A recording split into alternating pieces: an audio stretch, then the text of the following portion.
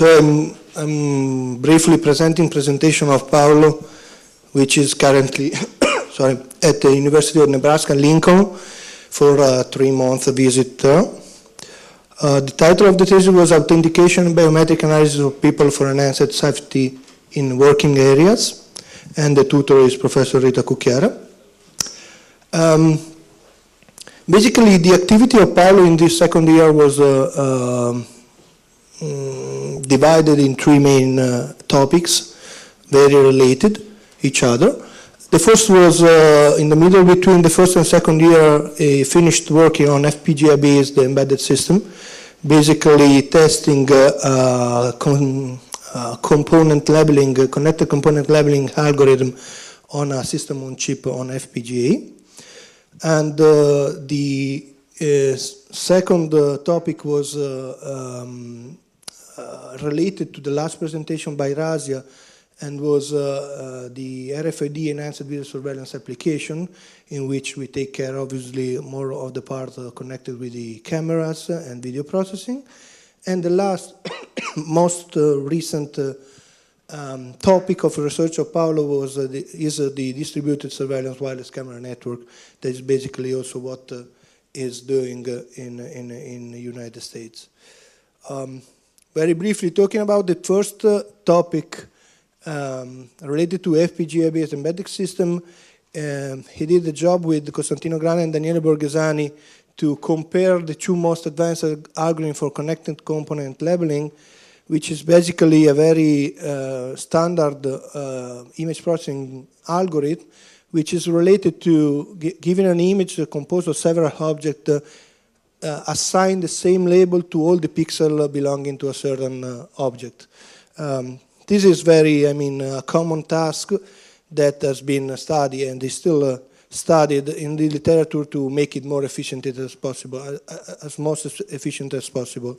And in this sense, what they did was to, let me skip this, was to put this, a couple of these algorithms on an architecture like this, in which there is an FPGA, sorry, of the Xilinx Spartan 3 family, connected with a CMOS sensor and other, memory and input-output devices, and they build a system on chip based on the Microblaze integrated processor by Xilinx.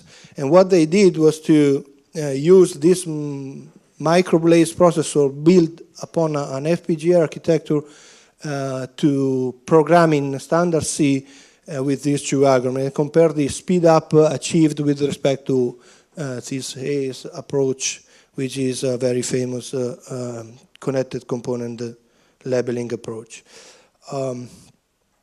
This is actually the architecture implemented on the system on chip on the FPGA with the microprocessor here, certain blocks for the integration of memory and input-output, and the connection to USB for connecting the camera also. The second topic was related to the mutual calibration of camera modes and RFID for people localization and identification, which is done with me and Michele Fornaciari too. And it's basically the idea to jointly use camera modes. They are very small network nodes used in the wireless camera networks with RFID readers in order to detect and localize people in a outside scenario. And basically the idea is that while camera can quite efficiently locate people, they can't, or they are not used to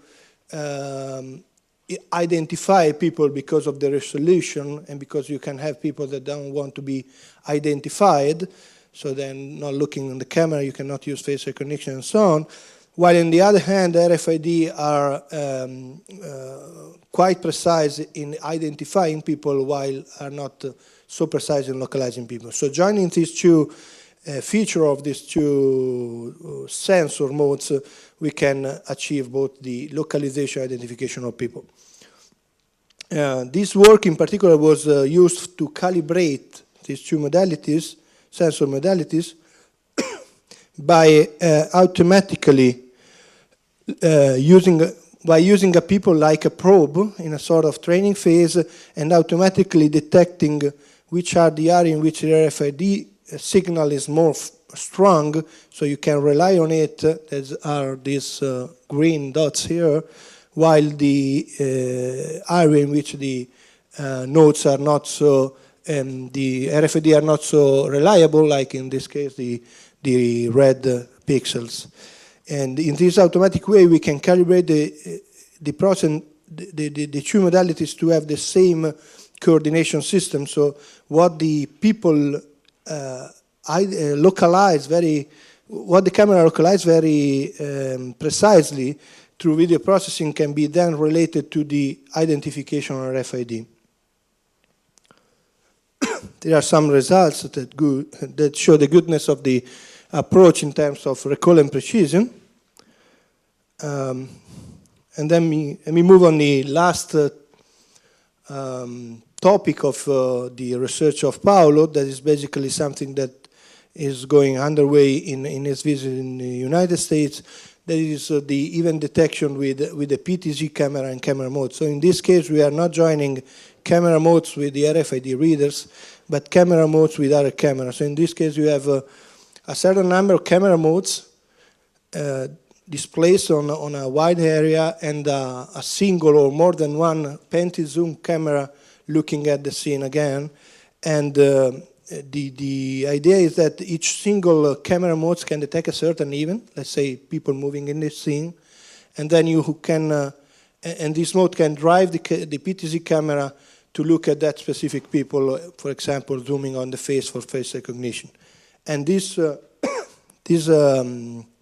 type of application requires a tight calibration between the modes and the camera that becomes more difficult because the fact that the modes are deployed very randomly. So you don't want to have modes in a certain given position and do all the measurement by hand every time.